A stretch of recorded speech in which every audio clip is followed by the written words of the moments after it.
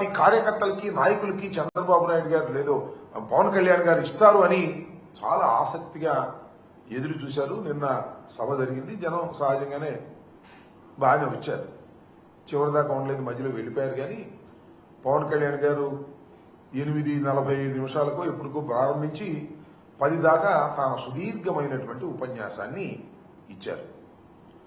ఆ ఉపన్యాసం లేదా నేను చాలా ఆతృతగా రేపు అంటే ఇవాళ ఎంతో కొంత స్పందించాల్సి ఉంటుంది, అపోజిషన్ లో ఉన్నటువంటి మేమని చాలా ఆసక్తిగా చూశా. ఆసక్తిగా చూసిన తర్వాత నాకు అర్థమైంది అసలు ఆయన ఏం చెప్పాలనుకున్నాడు, ఏమి చెప్పాడు, నాకు అర్థం కాకపోతే అర్థం కాపోయింది, రాజకీయ విశ్లేషకులకు అర్థం కాకపోతే అర్థం కాపోయింది, జన సైనికులకు అర్థం కాకపోతే అర్థం కాకపోయింది, కనీసం ఆయనకైనా అర్థమైందా అనేది నాకు అర్థం కాల. మొదటి మాత్రం ఒక పావు గంట సేపు ఒక కృత్రిమంగా ఊగిపోతూ చాలా శ్లోకాలు చదువుతూ చాలా వీరత్వాన్ని ప్రదర్శిస్తూ ఊగిపోయారు. తర్వాత నార్మాలిటీకి వచ్చి మాట్లాడారు. ఒక మాట మాత్రం అన్నాడబ్బా, వాస్తవంగా ఒప్పుకోవాలి, నిలబడ్డాం, 4 దశాబ్దాల టీడీపీని నిలబెట్టాం. ఆయన నిలబడ్డాడు. 4 దశాబ్దాల పాటు ఉన్నటువంటి టీడీపీ పడిపోతుంటే దాన్ని నిలబెట్టాడంట. ఇవాళ కాదుగా, మేము దేవుడి నుంచి చెబుతున్నాం. అసలు టీడీపీ పార్టీని నిలబెట్టడం కోసమే పుట్టినటువంటి రాజకీయ పార్టీ మీది. టీడీపీని కాపాడుకోవడం కోసం ఏర్పాటు చేయబడినటువంటి పార్టీది. 2014 మార్చిలో జస్ట్ బిఫోర్ ఎన్నికలప్పుడు దీన్ని ప్రారంభించి ఒక బి టీమ్ గా చంద్రబాబు నాయుడు గారు వదిలారు. కాపులందరినీ కట్టగట్టి, ఎందుకంటే డైరెక్ట్ గా చంద్రబాబు నాయుడు గారి కాపుల్ని చేతుల్లోకి తీసుకోలేడు.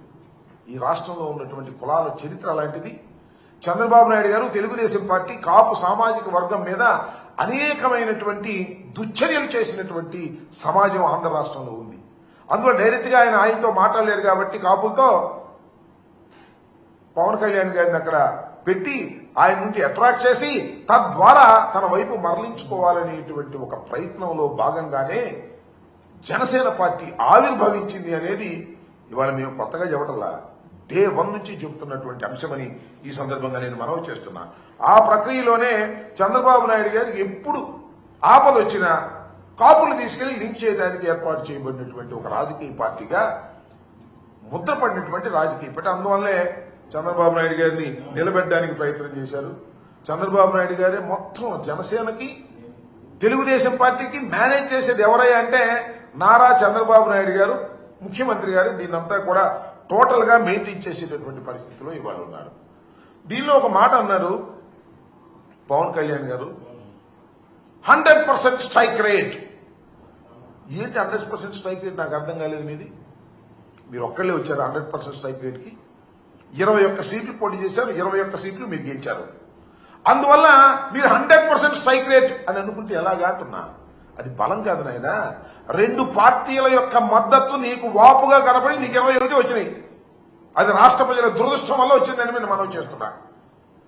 21 సీట్లు గెలుచుకొని ఇది నాకు స్ట్రైక్ రేట్, అద్భుతం, అమోఘం అనేటువంటి మాట మాట్లాడుతున్నారు. శభాష్ అయ్యా. నేను మాట చెప్తాను, ఏమండి పవన్ కళ్యాణ్ గారు, కొన్నిదల పవన్ కళ్యాణ్ గారు, మీ డయాస్ మీద 21 మంది శాసనసభ్యులు ఉన్నారు, 2 పార్లమెంట్ సభ్యులు ఉన్నారు.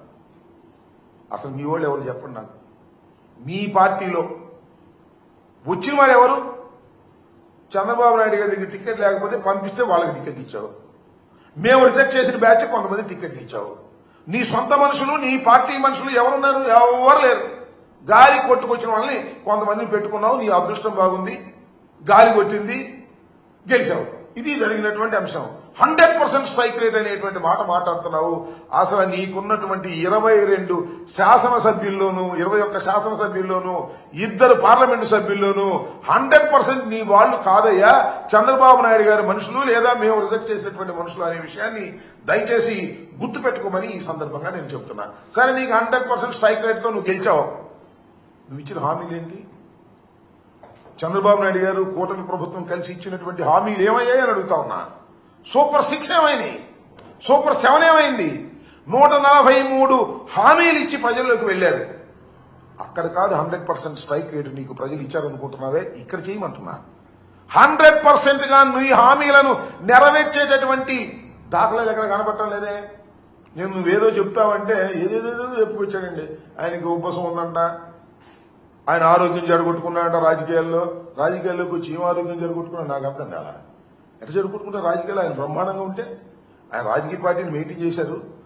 ఒక సినిమా సమాజంలో ఉన్నాడు, ఒక మంచి సమాజంలో బ్రతుకుతున్నాడు, ధనం కూడా విపరీతంగా ఉన్నది. ఆయనకి ఆరోగ్యం జరగొట్టుకున్నాడ నాకు అర్థం కదా. అంటే తుపాకీ పట్టుకుని ఏమన్నా అడవికి వెళ్ళాడా, ఏమన్నా పోరాటాలు చేశాడా? నేను ఆరోగ్యం జరగొట్టుకున్నాను, రాజకీయాల వల్ల ఈ 11 సంవత్సరాల పాటు రాజకీయాలు ఆగటం అంటే సామాన్యమైందా, ఎంత కష్టమైంది అని ఆయనే చెప్పుకునేటటువంటి పరిస్థితి వాళ్ళ కనిపిస్తా ఉంది. అంతేకాదు నాకు చాలా విచిత్రం వేసింది ఏంటంటే, ఎవరు హిందీ పత్రిక ఇంగ్లీష్ పత్రిక ఈయన గురించి రాశారంట మ్యాగజైన్ లో. లెఫ్ట్ ప్రారంభమయ్యాడు, రైట్కి వెళ్ళాడు, మళ్ళీ సెంటర్కి వచ్చాడు. ఏంది ఇదేమిటి అంటే అక్కడే తిరుగుతున్నాడు. నేనంతా పిఠాపురంలో సభ పెట్టి ఆ దగ్గరే తిరుగుతా ఉన్నాడు. నన్ను ఇట్లా అన్నారు, నేను అసలు లెఫ్ట్ నుంచి రైట్కి ఎందుకు వచ్చాను, రైట్ నుంచి సెంటర్కి ఎందుకు వచ్చాను, చెగువీరా అని ఫోటోలు వేసుకున్న మాట నిజమేను. చెగువీరా డాక్టర్ కాబట్టి సమాజానికి సేవ చేస్తున్నాడు కాబట్టి ఆయన పంపేసుకున్నాడు, కానీ ఆయన సిద్ధాంతాలకు నాకు పని ఏంటి అంటున్నాడు. ఇది కాదు, ఇంకో గొప్ప విషయం చెబుతా మీకు. వాళ్ళ ఇంట్లో రామనామ స్మరణ వినపడుతుందంట ఎప్పుడు కూడా. అంతకుముందేమన్నాడు గుర్తుందా మీకు? ఆయన మర్చిపోతాడు, అది వేరే అంశం. మా నాన్నగారు హేతువాది, దీపారాధనలో సీరియట్ అంటించుకున్నాడు అన్నాడు. నేనేమి పాపం వారిని వాళ్ళ నాన్నగారిని కించపరచాలని కాదు సుమా, ఎందుకంటే ఆ నాన్నగారు చాలా గొప్పవాడు. ముగ్గురు బ్రహ్మాండమైనటువంటి పేరు ప్రఖ్యాతులు సంపాదించుకున్నటువంటి కొడుకుల్ని కన్నటువంటి వ్యక్తి. కానీ దేనికో దానికి సెటిల్ అవ్వను స్వామి. మీ నాన్నగారు హేతువాదా లేక రామనామస్మరణ చేసే వ్యక్తి ఏదో సెటిల్ అవ్వకోకుండా ఆయన్ని కించపరిచేటటువంటి కార్యక్రమాలు ఎందుకు చేస్తున్నారో నాకు అర్థం కావడంలా. అక్కడక్కడే తిరిగేటటువంటి కార్యక్రమం చేస్తున్నారు. ఏమిటో ఇది చాలా దురదృష్టకరమైనటువంటి అంశం. చాలా మంది అనుకున్నారు ఉప ముఖ్యమంత్రి గారు కదా, ముఖ్యమంత్రి గారి తర్వాత ముఖ్యమంత్రి అందరు వాడు కష్టపడి సాధించుకున్నాడు, 21 సీట్లు గెలిపించుకున్నాడు. తన పార్టీ వాళ్ళు కాకపోయినా ఆ పార్టీ వాడిని పట్టుకుని ఉప ముఖ్యమంత్రిగా ఉండి మరి ఇచ్చిన హామీల పట్ల నీ జయకేతంలో ఏమైనా మాట్లాడేవా? ఇదిగో మేము సూపర్ 6 ఇచ్చాం, ఇవన్నీ కూడా అమలు చేయబోతున్నాం. మేము ఇంతకు ముందు అనేకమైన హామీలు ఇచ్చాం, ఫలానా హామీని నెరవేర్చబోతున్నాం. మళ్ళా రాబోయే కాలంలో వైఎస్ఆర్ కాంగ్రెస్ పార్టీని ఎదుర్కొనే ధీటైన పార్టీగా మేము తయారవుతాం, జనసేనను పెంచుతాం. అదేం లేదు. జనసేనను పెంచుతామంటే పవన్ కళ్యాణ్ మన చంద్రబాబు నాయుడు గారు ట్యాప్ కట్టేస్తాడు. అందువల్ల ఆ మాట అనేటటువంటి ధైర్యం లేకుండా మాట్లాడేటటువంటి ప్రయత్నం ఇవాళ చేస్తున్నారు. మళ్ళా కొత్త విషయాలు చాలా గొప్పగా మాట్లాడండి. మీకు గుర్తుందిగా ఆ మధ్యన ఉత్తరాది వారి అహంకారం ఏమిటి, ఉత్తరాది వారి మన దక్షిణాది మీద పత్రం ఏంటి అని చించుకున్నాడు, స్లోగన్లు ఇచ్చాడు. మనం మారిపోయాడండి. ఇప్పుడు ఉత్తరాది వారి అహంకారం పోయి ఉత్తరాది వారికి దక్షిణాదిని కాపాడటం కోసం ఆయన ఒక సైనికుడిగా తయారయ్యాడు. మొత్తం వెళ్ళాడు. షణ్ముఖ వ్యూహం అంట, అదేంటో నాకు అర్థం కాల. ఒక వ్యూహం నుంచి ఒక వ్యూహం, ఆ వ్యూహం నుంచి ఈ వ్యూహంగా మారుతాడు. ముందేమో ఎర్ర కండువా వేసుకుంటాడు, ఆ తర్వాత మళ్ళీ ఏదేదో కండవాలు వేసుకుని మళ్ళా వచ్చి కాషాయ రంగు వేసేసుకుంటాడు. ఎందుకు మారావు అసలు ఏమిటి ప్రజలకు చెప్పాలి కదా. ఎలా మార్పు చెందుతూ వచ్చావు సిద్ధాంతం చెప్పాలి కదా. నాకు అర్థం కాలేదు. ఎక్కడో చోట సెటిల్ అవ్వాలి కదా, ఎక్కడ సెటిల్ కావట్లా, ఎక్కడ సెటిల్ అవుతాడో అర్థం కావట్లా. గాల్లో కొట్టుకుపోతా ఉన్నాడు ఎటు పడితట్టు. ముందు తుపాకీ కొట్టడం ద్వారా రాజ్యాంగం రావాలి, విప్లవకారుణ్ణి. మీకు గుర్తుందో లేదో చిరంజీవి గారు చెప్పాడు ఒక సందర్భంలో, అసలు మా ఊడు అడవులకు వెళ్ళిపోతాడని భయపడ్డామండి, అంత విప్లవకారుడు ఇక బయలుదేరాడు, ఏదో చివరికి సినిమాల్లోకి వచ్చి అయ్యాడు అనేటువంటి పద్ధతుల్లో మాట్లాడారు. నాకు అర్థం కానటువంటి అంశం ఏంటంటే, నాకే కాదు ఎవరికీ అర్థం కానటువంటి పరిస్థితి.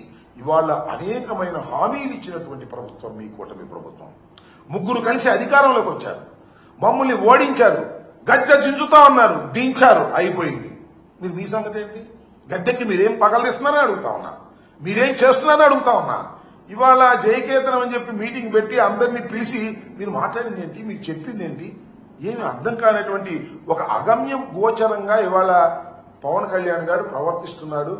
ఆయనకి అసలు ఒక సిద్ధాంతమే లేదు. షణ్ముఖ వ్యూహం అని చెప్పేసి ఒక వ్యూహం నుంచి మరొక వ్యూహం, ఆ రకంగా ఊసర వెలిలాగా మారిపోతున్నారు. సెటిల్ కానటువంటి పరిస్థితి ఇవాళ కనిపిస్తా ఉంది. వాలంటీర్లు మోసం చేశారు. కళాశాలల్లో పేదవారికి, వైద్య కళాశాలలో పేదవారికి మేము సీట్లు ఇచ్చే కార్యక్రమం చేస్తుంటే అమ్ముకుంటున్నామని చెప్పారు. ఇవాళ మొత్తం ప్రైవేట్ కళాశాల మొత్తాన్ని తీసుకువెళ్లి ప్రైవేట్ రంగానికి గవర్నమెంట్ కళాశాలన్నింటినీ ప్రైవేట్ రంగానికి ఇచ్చేటటువంటి ఒక దౌర్భాగ్యమైన స్థితికి ఇవాళ మీరు తీసుకొచ్చేటటువంటి పరిస్థితి వాళ్ళు తీసుకొచ్చారు.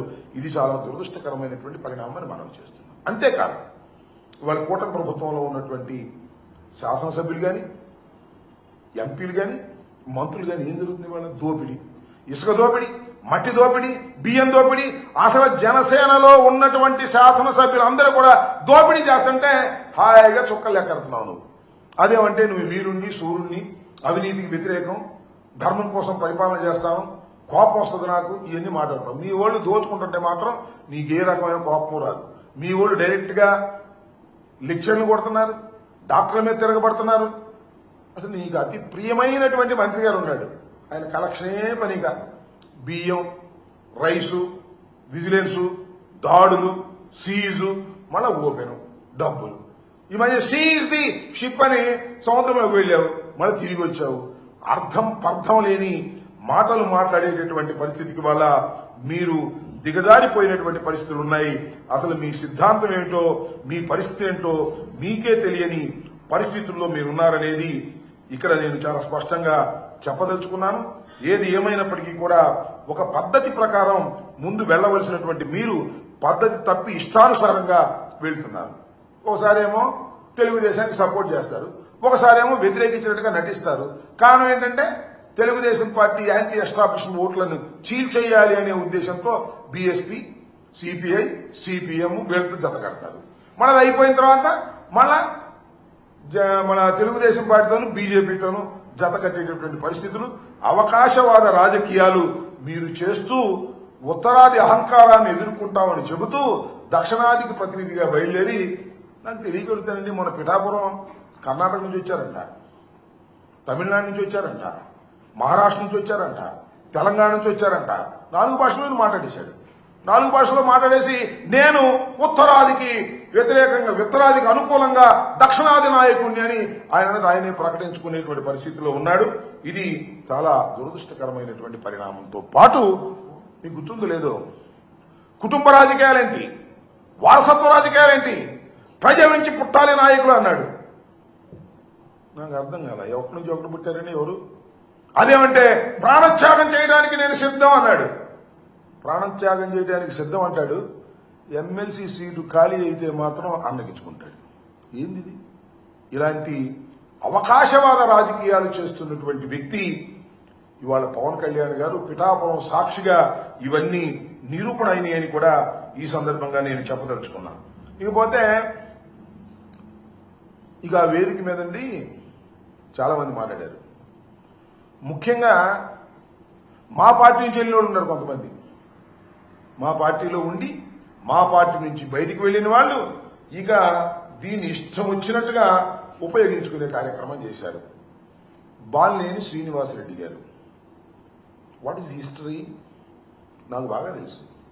నేను శాసనసభ్యుడు అయినప్పుడు ఆయన శాసనసభ్యుడు కాదు. సుబ్బారెడ్డి గారికి బంధువు. అందువల్ల వైఎస్ఆర్ కాంగ్రెస్ పార్టీలోనూ ప్రిఫరెన్స్ ఇస్తే రాజకీయాల్లోకి వచ్చి ఎదిగి పెద్దవాడై మొత్తం రాజకీయాలని చేసి ఇవాళ అలిగి వెళ్లి ఆయన దగ్గర చేరాడు. చేరావు, మాకేం అభ్యంతరం లేదు. రాజకీయం అధికారం కోసం పార్టీలు మారేవాళ్ళు 300 మంది చూసాం, దాంతో నువ్వు ఒకటివి. వాడు అంటాడైనా నా ఆస్తులన్నీ కూడా నాశనం చేసుకున్నాను, బోలెడు డబ్బులు తగలేసుకున్నాను, నా దగ్గర నుంచి జగన్మోహన్ రెడ్డి గారు దోపిడీ చేసి ఆస్తులు లాక్కున్నాడు అనేటువంటి మాట మాట్లాడుతున్నారు. అసలు సిగ్గేలా లేదమ్మా. ఎక్కడ పోగొట్టుకున్నావు నీ ఆస్తులు? ఎక్కడ పోగొట్టుకున్నావు అక్కడ ఎదుక్కో, ఇక్కడ కాదు. ఎక్కడో పోగొట్టుకుని ఉంటావు నువ్వు, అక్కడ ఎదుక్కోవాలి. చాలా మంది చెప్తా ఉన్నారు ఎక్కడెక్కడ పోగొట్టుకున్నావో, అక్కడికి ఎదుక్కోవాల్సింది పోయి ఇవాళ పిఠాపురం సాక్షిగా నేను అన్ని నిజాలు చెప్తాను అని జగన్మోహన్ రెడ్డి గారి మీద అవాకులు చవాకులు పేలుతున్నారే, గుర్తుపెట్టుకోండి. దానివల్ల మీకేదో పెరుగుతుంది అనుకోకండి, దానివల్ల మీ క్యారెక్టర్ డౌన్ అవుతుంది. మీరే కాదు, సాయిరెడ్డి గారితో కూడా చెప్తున్నా.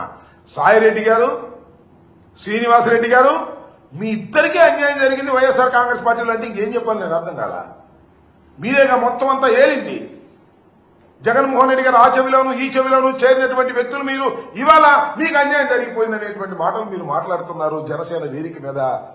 వారికి ఎట్టాకు సిగ్గు లేదు, మీకు సిగ్గు లేదు, సిగ్గు లేకుండా మాట్లాడుతున్నారు. అయ్యా పవన్ కళ్యాణ్ గారు, ఇలాంటి వారిని నమ్మి నువ్వు రాజకీయాలు చేస్తే శ్రీమద్ రమారమణ గోవింద్ అనే విషయాన్ని కూడా గుర్తుపెట్టుకోమని మనవి చేస్తున్నాను. దాంతోపాటు ఇంకొక ఆయన ఉన్నాయండి, మా దగ్గరే ఉన్నాడు మొన్నటి దాకా. నేను టికెట్ ఇవ్వకూడదు అక్కడికి వెళ్ళాడు. ఆయన మాట్లాడుతున్నాడు, జగన్మోహన్ రెడ్డి గారి గురించి మాట్లాడుతున్నాడు. రాజశేఖర రెడ్డి గారి దయా దాక్షిణ్యాల వల్ల పార్లమెంటు సభ్యుడైనటువంటి వ్యక్తి, జగన్మోహన్ రెడ్డి గారి దయా దాక్షిణ్యాల వల్ల పార్లమెంటు సభ్యుడైనటువంటి వ్యక్తి ఆయన మాట్లాడతాడు. పులివెందులకు ఎక్కువ, కడపకు తక్కువ అంట జగన్మోహన్ రెడ్డి గారు. ఆయన బొమ్మ పెట్టుకుని గెలిచినటువంటి నువ్వు ఇవాళ దరువు కొట్టే కార్యక్రమం చేస్తా ఉన్నావు. గుర్తుపెట్టుకో, నీ జీవితం మొత్తం అందరికీ తెలుసు. ఏదో వేదిక దొరికింది కదా అని రెచ్చిపోవద్దు, పిచ్చి పిచ్చిగా మాట్లాడొద్దని కూడా మనం చేస్తున్నాం. ఇప్పుడు ఇలాగే ఉండదు సార్, 4 సంవత్సరాలే. 4 సంవత్సరాల పరిస్థితులు మారతాయనే విషయాన్ని కూడా గుర్తుపెట్టుకోండి. ఇష్టం వచ్చినట్టు మాట్లాడి ఇక్కడేమో దరువు కొట్టడం, అక్కడికి వెళ్ళి ఎర్ర కన్నవా వేసుకొని ఇష్టం వచ్చినట్టు పవన్ కళ్యాణ్ గారి దగ్గర మాట్లాడేటటువంటి దుర్మార్గమైన రాజకీయాలు దయచేసి చేయొద్దు. అలా చేశారా మీకు భవిష్యత్తులో నూకలు మిగలవని కూడా ఈ సందర్భంగా నేను చెప్పదలుచుకున్నాను. ఈ పోతే ఇంకొక ఆయన ఉన్నాడు, కొత్తగా అయ్యాడు ఎమ్మెల్సీగా, నాగబాబు గారు. ఆయన జగన్మోహన్ రెడ్డి గారి గురించి మాట్లాడుతున్నాడు. జగన్మోహన్ రెడ్డి గారు కామెడియన్ అంట. మరి ఈయనేంటో నాకు అర్థం కాల. అయ్యా, నువ్వు, మీ అన్న, మీ తమ్ముడు ముగ్గురు రాజకీయాల్లోకి వచ్చారు. మీ అన్న అట్ట చేసి కాంగ్రెస్ చేరి కేంద్ర మంత్రి అయ్యాడు. నువ్వేమో మీ అన్న, మీ తమ్ముడు పవన్ కళ్యాణ్ గారు 16 సంవత్సరాలైంది శాసనసభకు రావడానికి టైం పెట్టింది. అది కూడా ఏంటి, చంద్రబాబు నాయుడు గారు సంకెక్కితే అయ్యారు మీరు. ఆ తర్వాత మీకు ఒక ఎమ్మెల్సీ వచ్చింది. ఓకే, బాగానే ఉంది. జగన్మోహన్ రెడ్డి గారితో పోలుస్తారంటే, జగన్మోహన్ రెడ్డి గారు వీరోచితంగా పోరాడినటువంటి వ్యక్తి, జగన్మోహన్ రెడ్డి గారు ఢిల్లీ కోటని పగలగొట్టినటువంటి వ్యక్తి, పార్టీ పెట్టిన 10 సంవత్సరాలకే శాసనసభ్యుడిగా ముఖ్యమంత్రిగా అయి ఈ రాష్ట్రాన్ని 5 సంవత్సరాలు పరిపాలించినటువంటి వ్యక్తి. ఆయన తండ్రికి గాని ఆయనకు గాని భగవంతుడి దయ వల్ల, ప్రజల ఆశీస్సుల వల్ల ఓటమి ఎరుగని ధీరులని మనం చేస్తున్నాం. వాళ్ళతో పోల్చుకుంటారండి మీరు, నాకు అర్థం కాల. మీరేదో ఇంకో మాట అన్నాడండి ఎవరు ఒక ఆయన, జగన్మోహన్ రెడ్డి గారంట రాజశేఖర రెడ్డి గారు కొడుకు కాకపోతే ఏమయ్యేవాడు, ముఖ్యమంత్రి అయ్యేవాడు అంటున్నాడు. నాకు తెలియగలుగుతానండి, చిరంజీవి గారు తమ్ముడు కాబట్టి మీరేంటి మీ పరిస్థితి? చిరంజీవి గారు మంచి సూపర్ హీరో అయ్యి, అది కూడా అల్లు రామలింగయ్య గారితో బియ్యం పొందిన తరువాత మంచి నటుడుగా పేరు ప్రఖ్యాతులు చేర్చుకున్నాడు. ఆ తర్వాత మీరిద్దరు కూడా ఆయన పేరు పట్టుకుని ముందుకెళ్లారు. మీరు ఇలాంటివి మాట్లాడతారని నాకు అర్థం కాలేదు. రాజశేఖర రెడ్డి గారు గాని, జగన్మోహన్ రెడ్డి గారు గాని అత్యంత ప్రజాదరణ కలిగినటువంటి నాయకులు. అత్యంత ప్రజాదరణ ఎలా వచ్చింది? ప్రజలకు సేవ చేయడం ద్వారా వచ్చింది తప్ప సినిమాలో నటించడం ద్వారా వచ్చినటువంటిది కాదు అనేది కాస్త అన్నదమ్ములు ఇద్దరు తెలుసుకుంటే మంచిదని మనం చేస్తున్నా. ఇవాళ నాగబాబు గారు రెచ్చిపోయి మాట్లాడుతూ ఉన్నాడు. పాపం ఆయన కూడా ఏదో అన్నాడు, వీళ్ళకి టికెట్ ఇచ్చి వెళ్ళిపోయిన ఆయన కూడా ఏదో అన్నాడు తెలుగుదేశం ఆయన్ని. ఇలా పిచ్చి పిచ్చిగా మాట్లాడడం వల్ల ఏమి ఉపయోగం లేదు.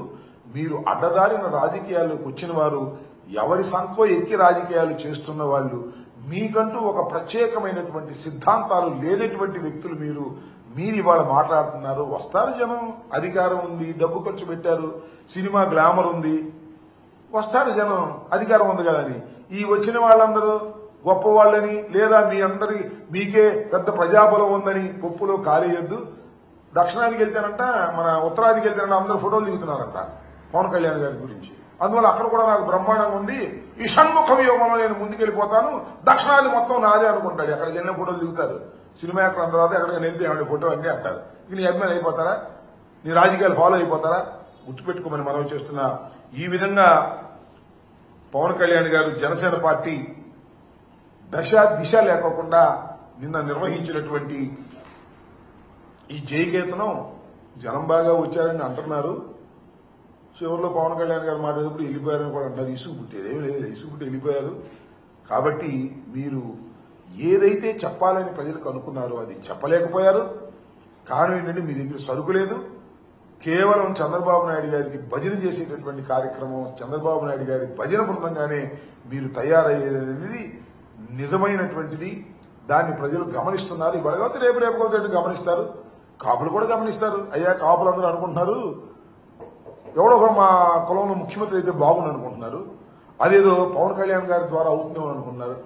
పవన్ కళ్యాణ్ గారి ద్వారా అయ్యేటటువంటి శక్తి పవన్ కళ్యాణ్ గారికి లేదు అనే విషయాన్ని మీరు నిదానంగా తెలుసుకుంటారు. సినిమా క్లైమాక్స్ లో తెలిసింది ఆయన పనిచేయడానికి రాలేదు, కేవలం చంద్రబాబు నాయుడు గారికి ఊడిగం చేయడానికి కాపులందరినీ కట్టగట్టుకుని తీసుకువెళ్లి చంద్రబాబు నాయుడు గారికి అప్పజెప్పడానికి మాత్రమే ఆయన రాజకీయ పార్టీ పెట్టి నడుపుతున్నారనే విషయాన్ని ముఖ్యంగా పిఠాపురం తాలూకా ప్రజలు నేర్చుకోవాలి, తెలుసుకోవాలని ఈ సందర్భంగా నేను చెప్పదలుచుకున్నాను.